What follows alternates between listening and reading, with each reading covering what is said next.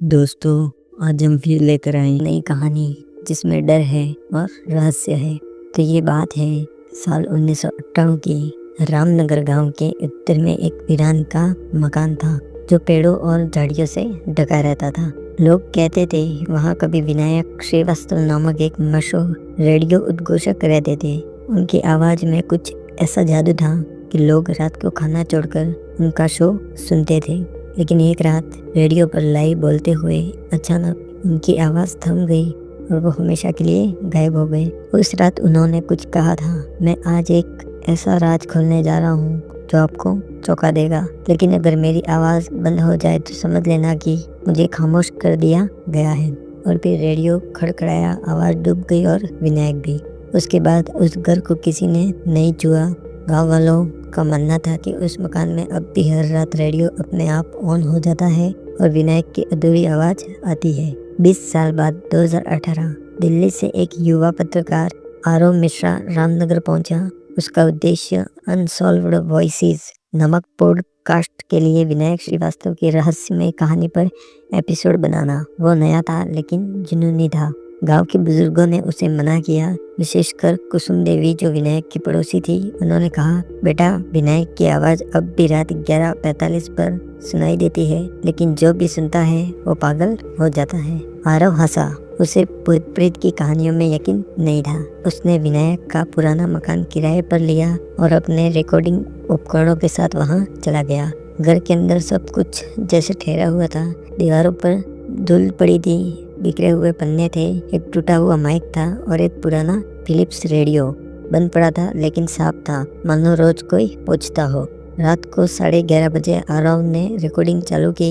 11:45 पर अचानक रेडियो की लाल बत्ती जल गई और तब रेडियो पर वही आवाज़ गूंजी, मैं जो बताने जा रहा हूँ वो किसी रात से कम नहीं है। आरव की रूह कांप उठी। उसके हाथ से माइक गिर गया। वो आवाज़ रुकी नहीं बल्कि जारी रही, अगर ये आवाज़ तुम तक पहुंच रही है तो जान लो मैं मरा नहीं, मुझे यहाँ कैद कर दिया गया है। आरव ने जैसे तैसे हिम्मत जुटाई और रेडियो के पास जाकर उसे बंद करने की कोशिश की, लेकिन स्विच बंद था। फिर भी आवाज़ आती रही। वो धीमे धीमे कांपती आवाज़ अब गूंजने लगी, इस घर के नीचे एक कमरा है, वहीं से मेरी आवाज़ आती है, अगर तुम सुन सकते हो तो प्लीज़ मुझे आज़ाद कर दो। आरव का मन दो भागों में बढ़ गया था, पत्रकार की जिज्ञासा और इंसान की डर की भावना। लेकिन जिज्ञासा ने बाजी मार ली। उसने फोन का टॉर्च जलाया और रेडियो की दिशा में दीवारों को खंगालने लगा। कुछ ही देर में उसे एक कोने में फर्श के नीचे लकड़ी का ढका हुआ दरवाजा मिला जो शायद तहखाने में जाता था। उस पर ताले नहीं थे लेकिन मिट्टी से सना हुआ था, जैसे वर्षों से किसी ने उसे छुआ ही ना हो। कठिनाई से आरव ने दरवाजा खोला। नीचे जाती सीढ़ियाँ अंधेरे में डूबी थी। नीचे उतरते ही सड़ी गंध ने उसका स्वागत किया। दीवारों पर कुछ पुराने पोस्टर चिपके थे, रेडियो के शो और विनायक की तस्वीरों वाले। तहखाने में एक कमरा था और उसके भीतर एक बड़ी reel to reel tape machine जो चालू थी, बिना बिजली के भी। टेप मशीन से आवाज़ आ रही थी। उन्होंने मुझे सच्चाई बताने से रोका। जो लोग ऊपरी सत्ता में थे वे नहीं चाहते थे कि देश को पता चले कि हमारी आवाज़ें भी खरीदी जा सकती है, रेडियो भी बिक चुका है। आरव चौंका। ये कोई साधारण मामला नहीं था, ये तो एक राजनीतिक साजिश की और इशारा कर रहा था। तभी टेप रुक गई। चारों ओर खामोशी फैली। अचानक दरवाजे के पीछे किसी के चलने की आहट हुई। कौन है? आरव ने पूछा। कोई जवाब नहीं मिला। वो टॉर्च लेकर बाहर की ओर भागा, लेकिन जब ऊपर पहुंचा तो देखा घर का मुख्य दरवाजा अब बंद था और बाहर की खिड़कियों पर लोहे की जाली लग चुकी थी जो पहले नहीं थी। वो फंस चुका था। उनका नेटवर्क भी गायब था। रेडियो अब फिर चालू हो गया था और आवाज़ आई, अगर तुम ये सुन रहे हो तो अब तुम भी मेरी तरह हो चुके हो।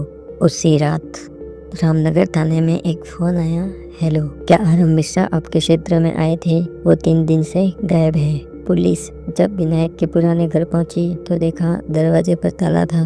धूल जमी थी, मानो वर्षों से कोई आया ही नहीं।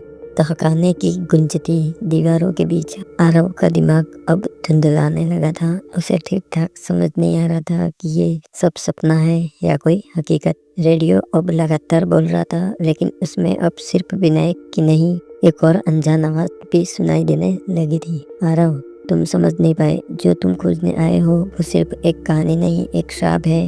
रेडियो की वह नई आवाज भारी और ठंडी थी, जैसे कोई उसे चेतावनी दे रहा हो या कहीं झिड़क रहा हो।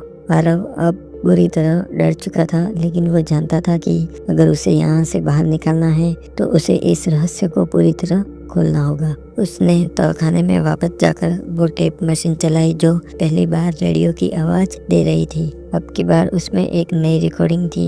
मुझे जिस दिन सच्चाई बताने की इजाजत नहीं मिली, उसी दिन मैंने खुद को इस मशीन में बंद कर लिया। मेरी आत्मा अब हर रात रेडियो के जरिए बोलती है। मैं बाहर नहीं आ सकता, पर जो मेरी कहानी जान लेता है वो भी इसी का हिस्सा बन जाता है। फिर एक अजीब सी हंसी आई और रेडियो अचानक बंद हो गया। आरव ने अपनी जेब से पॉडकास्ट रिकॉर्डर निकाला और अपनी खुद की आवाज में सब कुछ रिकॉर्ड करना शुरू किया। अगर ये टेप कोई सुन रहा है तो जान लो, विनायक को मारा नहीं गया, उसे चुप करा दिया गया है हमेशा के लिए। और अब मैं खुद को खो रहा हूँ। मुझे लगता है मैं अब खुद बोल नहीं रहा, कोई और मेरे अंदर से बोल रहा है। इतना कहकर ही रिकॉर्डिंग रुक गई। 3 दिन बाद दिल्ली में आरव की टीम को एक अज्ञात नंबर से एक मेल मिला, एक ऑडियो फाइल अटैचमेंट के साथ। फाइल का नाम था फाइनल ब्रॉडकास्ट। जैसे ही टीम ने प्ले किया, आवाज आरव की थी, लेकिन शब्द अजीब थे। नमस्कार, मैं आरव नहीं, विनायक हूँ और ये मेरी वापसी है। अब हर वो आवाज जो सच्चाई बोलेगी उसे दबाया नहीं जा सकेगा, बल्कि वो हवा में गूंजेगी अनंत काल तक। फिर वही पुराना इंडिया रेडियो टून बजने लगा और अंत में बस एक शब्द आया, गुड नाइट। रामनगर आज 2025। रामनगर अब एक शांत इलाका नहीं रहा। हर साल कुछ पत्रकार, यूट्यूबर या पॉडकास्टर उस घर में जाते और फिर या तो गायब हो जाते या उनकी आवाज किसी अनजान चैनल या टैप में सुनाई देती। आज भी रात 11:45 पर वो पुराना रेडियो अपने आप ऑन हो जाता है और कोई कहता है, मैं जो बताने जा रहा हूँ वो किसी रात से कम नहीं। तो दोस्तों, ये कहानी कैसी लगी? अगर ये कहानी आपको अच्छी लगी हो तो इस वीडियो को लाइक करें, ज़्यादा से ज़्यादा शेयर करें और हमारे चैनल को सब्सक्राइब करें। धन्यवाद।